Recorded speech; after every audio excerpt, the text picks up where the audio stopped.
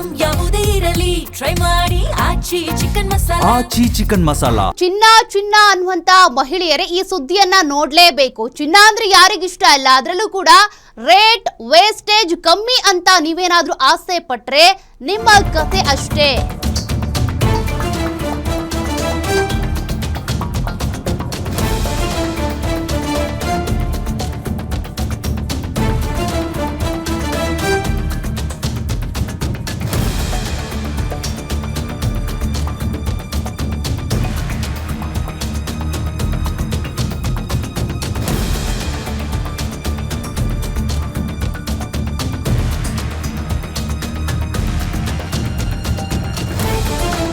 ಚಿನ್ನ ಖರೀದಿಗೂ ಮುನ್ನ ಸ್ವಲ್ಪ ಯೋಚನೆ ಮಾಡಿ. ಕಡಿಮೆ ರೇಟಿಗೆ ಚಿನ್ನ ಸಿಗುತ್ತೆ ಅಂತ ನಿಮ್ಗೆ ಯಾರಾದ್ರೂ ಬಂದ್ ಹೇಳಿದ್ರೆ ಟೋಪಿ ಹಾಕೋದ್ ಗ್ಯಾರಂಟಿ, ಹುಷಾರಾಗಿರ್ಬೇಕು.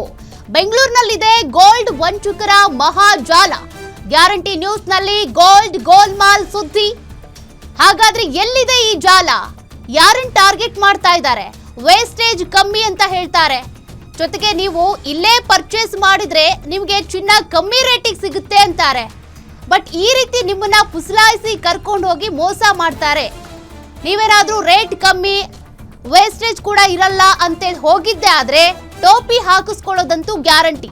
ಆ ಕುರಿತ ಎಕ್ಸ್ಕ್ಲೂಸಿವ್ ಗೋಲ್ಮಾಲ್ ಸುದ್ದಿ ಗ್ಯಾರಂಟಿ ನ್ಯೂಸ್ ನಲ್ಲಿ. ಹಾಗಾದ್ರೆ ನೀವು ಕೂಡ ಚಿನ್ನ ಖರೀದಿ ಮಾಡ್ಬೇಕು ಅಂತ ಅನ್ಕೊಂಡಿದ್ದೀರಾ? ಇಂಥವ್ರ ಬಲೆಗೆ ಏನಾದ್ರೂ ಬಿದ್ರಿ ಅಂತ ಅಂದ್ರೆ ಆ ಕಡೆ ನಿಮ್ಗೆ ಹಣನೂ ಇಲ್ಲ, ಚಿನ್ನಾನೂ ಇಲ್ಲ, ಶುದ್ಧ ಚಿನ್ನ ಸಿಗೋದಿಲ್ಲ ಇಲ್ಲಿ. ಬದ್ಲಿಗೆ ಏನ್ ಮಾಡ್ತಾರೆ ಇವರು? ಯಾವ ರೀತಿ ವಂಚನೆ ನಡೆಯುತ್ತೆ ಗೊತ್ತಾ ಇಲ್ಲಿ?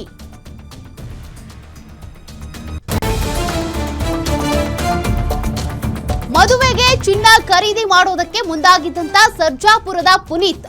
ಈ ಪುನೀತ್ನ ಎಂಪಿ ಜುವೆಲರ್ಸ್ಗೆ ಸಂಬಂಧಿಕರು ಕರ್ಕೊಂಡು ಹೋಗಿದ್ರು, ಸವಿತಾ ರೆಡ್ಡಿ ಅಂತ. ಹಾಗಾದ್ರೆ ಅಲ್ಲಿ ಏನಾಯ್ತು?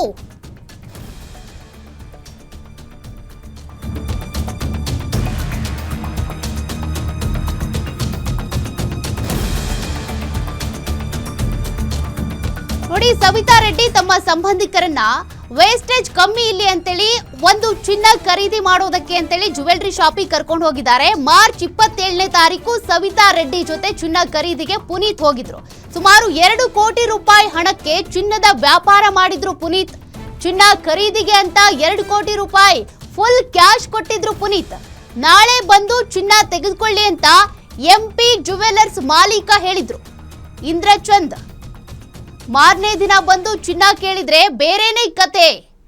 ಆ ಮಾಲೀಕ ಕತೆ ಹೇಳಿದ್ದೇ ಬೇರೆ. ಸವಿತಾ ಬಳಿ ಮಾತಾಡಿದ್ದೀನಿ ಹೋಗು ಅಂತ ಅಂದಿದ್ದಂತೆ ಇಂದ್ರ. ಜೊತೆಗೆ ನಂತರ ಸವಿತಾ ಬಳಿ ಕೇಳಿದ್ರೆ ಅವ್ರ ಹತ್ರನೇ ಮಾತನಾಡು ಅಂತ ಹೇಳಿದ್ರಂತೆ. ಕೊನೆಗೆ ಸವಿತಾ ಮತ್ತು ಜುವೆಲ್ರಿ ಶಾಪ್ ಮಾಲೀಕ ಇಂದ್ರಚಂದ್ ವಂಚನೆ ಈಗ ಬೆಳಕಿಗೆ ಬಂದಿದೆ. ನಾವು HSR ಲೇಔಟ್ ಅಲ್ಲಿ ಇರೋ ಎಂಪಿ ಜ್ಯುವೆಲರ್ಸ್ ಅಂಗಡಿನಲ್ಲಿ ಚಿನ್ನ ಖರೀದಿ ಮಾಡೋಣ ಅಂತ ಪ್ಲಾನ್ ಮಾಡ್ಕೊಂಡು ನಮ್ಮ ಪರಿಚಯಸ್ಥರು ಸವಿತಾ ಅವರಿಂದ, ಗೋಪಚಂದ್ರ ನಿವಾಸಿ ಅವರು ನಾವೆಲ್ಲಾನು ರಿಲೇಟಿವ್. ಆಕ್ಚುಲಿ ಅವ್ರ ಮುಖಾಂತರ ನಾವು ಚಿನ್ನ ಪರ್ಚೇಸ್ ಮಾಡ್ಬೇಕಂತ 26ನೇ ತಾರೀಕು ದುಡ್ಡೆಲ್ಲ ಅರೇಂಜ್ ಮಾಡ್ಕೊಂಡು ನಾವು ಅವ್ರ ಮನೆ ಹತ್ರ ಹೋಗಿದ್ವಿ. ಬಟ್ ರಾತ್ರಿ ಒಂದು 7:30, 8, 9 ಗಂಟೆ ಆಗೋದ್ರಿಂದ ಇವತ್ತು ಹೋಗೋದು ಬೇಡ, 27ನೇ ತಾರೀಕು ಹೋಗೋಣ ಅಂತ ಹೇಳ್ಬಿಟ್ಟು 27ನೇ ತಾರೀಕು ಪ್ಲಾನ್ ಮಾಡಿ 10:15ಗೆ ನಾವು ಮನೆ ಬಿಟ್ಟು ಕರೆಕ್ಟಾಗಿ 12 ಗಂಟೆಗೆ ಎಂಪಿ ಜ್ಯುವೆಲರ್ಸ್ ಅಂಗಡಿ ಹತ್ರನೂ ಹೋದ್ವಿ ಚಿನ್ನ ಖರೀದಿ ಮಾಡೋಣ ಅಂತ ಹೇಳಿ. ಬಟ್ ಕಾರಲ್ಲಿ ಹೋಗ್ಬೇಕಾದ್ರೆ ಹೊಸಬ್ರು ನೋಡಿದ್ರೆ ಅವ್ರು ಸ್ವಲ್ಪ ನೆಗೆಟಿವ್ ಆಗಿ ಮಾತಾಡ್ತಾರೆ, ಮತ್ತೆ ಅವ್ರು ಭಯ ಬೀಳ್ತಾರೆ. ನಮ್ಮ ಹತ್ರ ಅಷ್ಟೊಂದು ಚೆನ್ನಾಗಿ ಮಾತಾಡೋದಿಲ್ಲ. ಸೊ ಅದರಿಂದ ಬಂದ್ಬಿಟ್ಟು ದುಡ್ಡೆಲ್ಲನೂ ಒಳಗಡೆ ತಗೊಂಡೋಗಿ ಕೌಂಟ್ ಮಾಡಿ ಎಲ್ಲಾನು ಮಾಡಿದ್ದಾರೆ. ಅವರು ಒಳಗಡೆ 2 ಕೋಟಿ ರೂಪಾಯಿ ದುಡ್ಡು ತಗೊಂಡೋಗಿದ್ದಾರೆ. 2 ಕಾಟನ್ ಬಾಕ್ಸ್ ಅಲ್ಲಿ, 1 ಕಾಟನ್ ಬಾಕ್ಸ್ ಅಲ್ಲಿ 90 ಲಕ್ಷ, ಇನ್ನೊಂದು ಕಾಟನ್ ಬಾಕ್ಸ್ ಅಲ್ಲಿ 90 ಲಕ್ಷ, ಒಂದು ಬ್ಯಾಗ್ ಅಲ್ಲಿ 20 ಲಕ್ಷ. ಇಷ್ಟು ದುಡ್ಡು ಒಳಗಡೆ ತಗೊಂಡೋದ್ಮೇಲೆ ಒಂದು ಗಂಟೆ ಆದ್ಮೇಲೆ ಹೊರಗಡೆ ಬರ್ತಾರೆ. ನಾನೇ ಅವ್ರು ಎಷ್ಟೊತ್ತಿಗೂ ಹೊರಗಡೆ ಬಂದಿಲ್ಲ ಅಂತ ಹೇಳ್ಬಿಟ್ಟು ಕಾಲ್ ಮಾಡ್ತೀನಿ. ದುಡ್ಡೆಲ್ಲ ಕರೆಕ್ಟ್ ಆಗಿದೆ ಏನು ಅಂತ ಕೇಳಿದಾಗ ಸವಿತಾ ಅವರೇ ಹೇಳ್ತಾರೆ ದುಡ್ಡೆಲ್ಲ ಕರೆಕ್ಟ್ ಆಗಿದೆ ಅಂತ ಹೇಳಿ.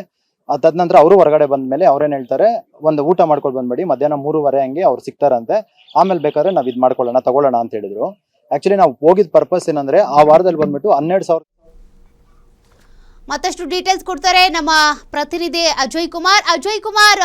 ಈ ರೀತಿ ವಂಚನೆ ಮಾಡೋದಕ್ಕೆ ಅಂತಾನೆ ಇವರು ಬರೀ ಕ್ಯಾಶ್ ನಲ್ಲಿ ಮಾತ್ರ ವ್ಯವಹಾರ ಮಾಡ್ತಿದ್ರು ಅನ್ನೋದು ಗೊತ್ತಾಗ್ತಾ ಇದೆ. ಈ ಪ್ರಕರಣ ಬೆಳಕಿಗೆ ಬಂದಿದ್ ಹೇಗೆ? ಈತನ ವಿರುದ್ಧ ಇನ್ನು ಎಷ್ಟು ಕೇಸ್ಗಳಿದಾವೆ ಅಂತ, ಎಷ್ಟು ಜನರಿಗೆ ವಂಚಿಸಿದ್ದಾನೆ ಅಂತ?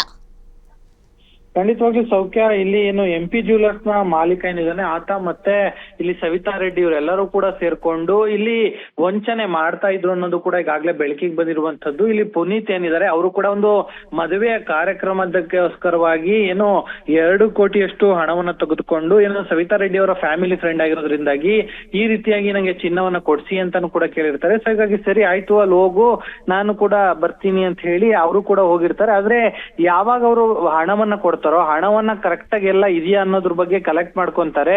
ಆದ ನಂತರ ಕೌಂಟ್ ಮಾಡ್ತಾರೆ. ಅದೆಲ್ಲ ಆದ ನಂತರದಲ್ಲಿ ಊಟ ಮಾಡ್ಕೊಂಬ ಅಂತಾರೆ. ಆಮೇಲೂ ಕೂಡ ಚಿನ್ನ ಸಿಗೋದಿಲ್ಲ. ಮತ್ ಮಾರನೇ ದಿನ ಬಾ ಅಂತಾರೆ. ಆ ನಂತರವೂ ಚಿನ್ನ ಸಿಗೋದಿಲ್ಲ. ಆಮೇಲೆ ಆಫೀಸ್ ಹತ್ರ ಹೋದ್ರೆ ಮತ್ತೆ ಅವರು ಗಲಾಟೆ ಮಾಡೋದಕ್ಕೂ ಕೂಡ ಶುರು ಮಾಡ್ತಾರೆ. ಯಾವುದೇ ರೀತಿಯಂತ ಚಿನ್ನ ನೀನು ಖರೀದಿ ಮಾಡೋದಕ್ಕೂ ಕೂಡ ಬಂದಿಲ್ಲ, ನೀನು ಹಣವನ್ನು ಕೊಟ್ಟಿಲ್ಲ, ಕೇವಲ ಮಾವಿನ ಹಣ್ಣು ಅಷ್ಟೇ ಅದು ಅಂತ ಹೇಳಿ ಬಾಕ್ಸ್ ಅಲ್ಲಿ ಇದ್ದಿದ್ದು ಅಂತಾನು ಕೂಡ ಒಂದು ಕತೆ ಕಟ್ಟಕ್ಕೂ ಕೂಡ ಏನು ಶುರು ಮಾಡ್ತಾರೆ. ಈಗ ಅಂದ್ರೆ ಈ MP ಜ್ಯುವೆಲರ್ಸ್ ನ ಮಾಲೀಕ ಏನಿದಾನೆ ಆತ ಕೂಡ ಸಾಕಷ್ಟು ಜನರಿಗೂ ಕೂಡ ಈ ರೀತಿಯಂತ ವಂಚನೆ ಮಾಡಿದಾನ ಅನ್ನೋದ್ರ ಬಗ್ಗೆ ಕೂಡ ಈಗಾಗಲೇ ಪೊಲೀಸರು ತನಿಖೆಯನ್ನ ಮಾಡ್ಬೇಕಾಗಿದೆ. ಆದ್ರೆ ಇಲ್ಲಿ ಪೊಲೀಸರು ಕೂಡ ಏನೋ ಕೇವಲ ಇಲ್ಲಿ ಒಂದು FIR ಮಾಡ್ಕೊಂಡು ಯಾವುದೇ ರೀತಿಯಾಗಿ ಅರೆಸ್ಟ್ ಮಾಡದಲ್ಲಿರೋದು ಸಾಕಷ್ಟು ಅನುಮಾನಗಳಿಗೂ ಕೂಡ ಕಾರಣ ಆಗಿದೆ ಅಂತಾನೆ ಹೇಳ್ಬೋದು ಸೌಖ್ಯ. ಥ್ಯಾಂಕ್ ಯು ಅಜಯ್ ಮಾಹಿತಿಗೆ.